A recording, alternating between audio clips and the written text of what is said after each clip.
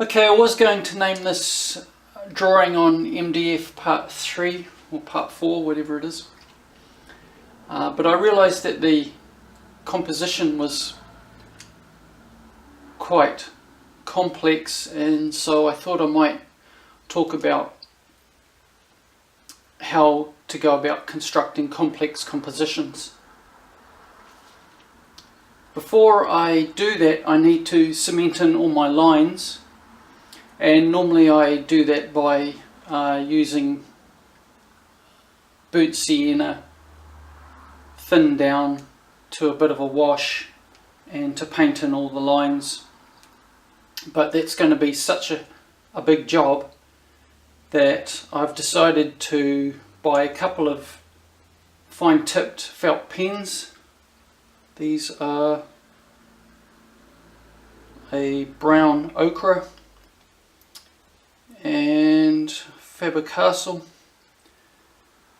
and they're fine tipped, and I can just draw in all my lines rather than sitting there and painting them all in, which would be quite a mission. I've not done that before, so I tested it first on a spare piece of board. So I just scribbled the word doggy on there, let it dry for a couple of days, and then I've washed over a ground coat colour just to make sure that the lines weren't going to wash off and that the felt pen wasn't going to wash off. So that seems to have worked alright. So now I can set about filling in this whole canvas or this board. It's taken me a few days to draw, and I'll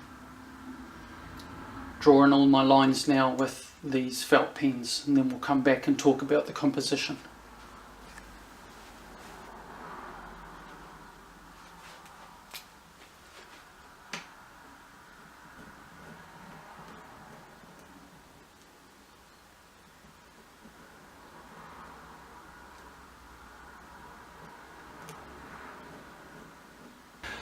Okay, so that's all done. Turned out to be quite a good idea to fix all the lines with the felt pen. Would have been a huge job if I'd painted all the lines in. So in the future I might use that. Just shows you how you're always changing and developing. So what I really wanted to talk about was complex compositions, and as you can see, it's going to be a very busy painting. It's going to take an age to actually get done. So what was I thinking when I constructed the composition? So the idea was to have a town each side of a bridge with a huge gulf in between. I used just the one vanishing point, which I have placed in the middle, just below the apex of the bridge there. So just one vanishing point, for which just about every building, not all, but just about every building has at least one of its dimensions pointing to this point.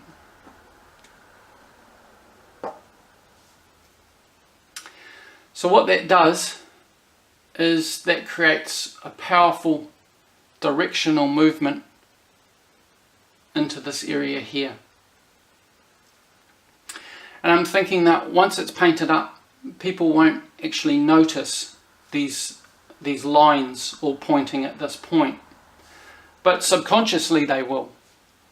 And so their eye will continue to be drawn to the middle. They'll look around the town, and then their eye will always be pulled back into the middle, and they're going to wonder why that is, and they're not really going to know unless they really study the lines in the buildings. The other part of this composition is, I don't know if you've heard of the 3-point, it's not really a rule, but the 3-point technique. Sometimes they talk about it in classical paintings where you have 3 points of interest. One is your main point of interest, and 2 lesser points of interest. So here I've got the vanishing point and the apex of the bridge, which is going to be the main point of interest. Then I've got 1 tower, 2 towers, creating a triangle. So that's part of the composition. Going to be looking here, back, there, back.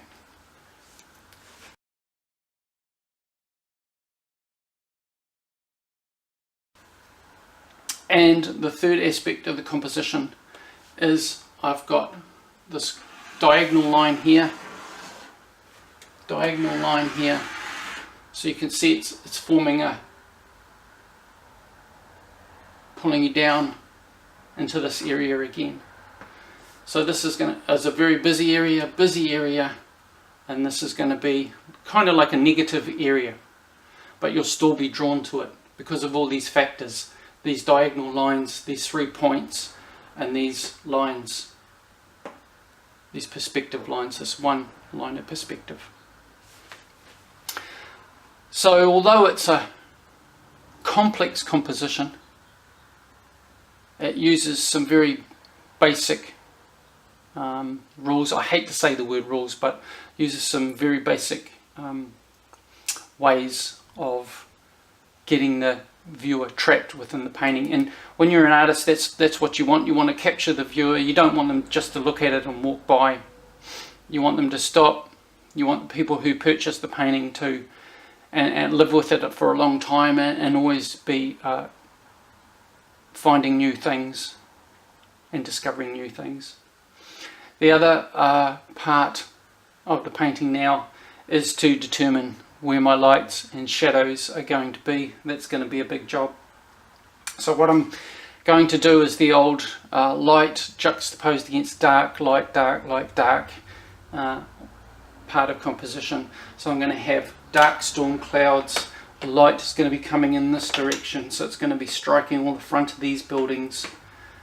So we're going to have light juxtaposed against dark mountains. Then coming into here, the mountains will get lighter, while this area of the town will be more in shadow. It'll be these sides of the buildings that are catching the light, mostly just up here. So once again, that's going to draw the viewer in and keep them in, hopefully. We've also just sketched in a couple of people. It's a little bit cliche, but hopefully because the painting's so busy, people aren't going to notice it straight away. And so it's just something else to be discovered. And that's pretty much it.